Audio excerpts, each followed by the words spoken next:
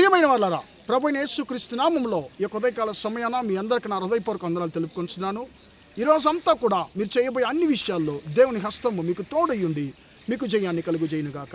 ప్రియులారా, కీర్తన గ్రంథము 138 కీర్తన 8వ వచనం ఇలా సెలవిస్తుంది, యెహోవా నా పక్షమున కార్యము సఫలము చేయును అనేటువంటి మాటను మనం చూస్తున్నామండి.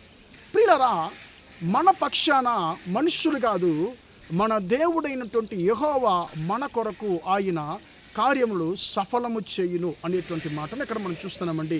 కానీ తమిళ బైబిల్లో ఈ యొక్క వచనం ఎలాగుందంటే, యెహోవా నా కొరకు సమస్తాన్ని ఆయన చేసి ముగించును అనేటువంటి మాటను మనం చదువుతున్నామండి.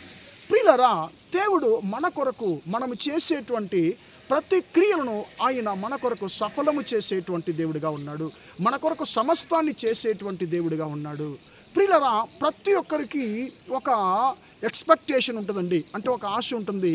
నా కొరకు ఎవరు క్రియలు జరిగించగలరు, నా కొరకు కార్యాన్ని ఎవరు జరిగించగలరు, నన్ను ఎవరు విడిపించగలరు, నా కొరకు ఎవరు అద్భుతము చేయగలరు అనేటువంటి ఎదురు చూపులు చాలాసార్లు మనలో ఉంటాయండి.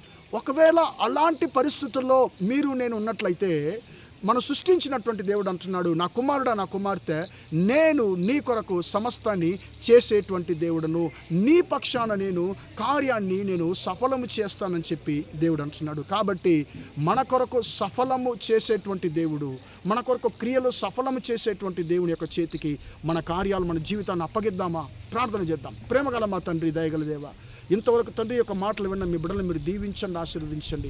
యెహోవా నా పక్షాన కార్యము సఫలము చేయని మాట ప్రకారం తండ్రి, మీ బిడ్డలు ఏ ఏ విషయాల్లో తండ్రి సహాయాన్ని ఎదురు చూస్తున్నారో తండ్రి, వాటన్నిటిలో తండ్రి మీ యొక్క హస్తం వారితో ఉండి వారి యొక్క క్రియలు సఫలము చేయమని యేసు క్రీస్తు నామములో తండ్రి ఈరోజు అంతా కూడా మీ బిడ్డలు చేసే అన్ని విషయాల్లో మీ హస్తము తోడుండి వారిని ఆశీర్వదించమని యేసు నామములో ప్రార్థిస్తున్నాను తండ్రి.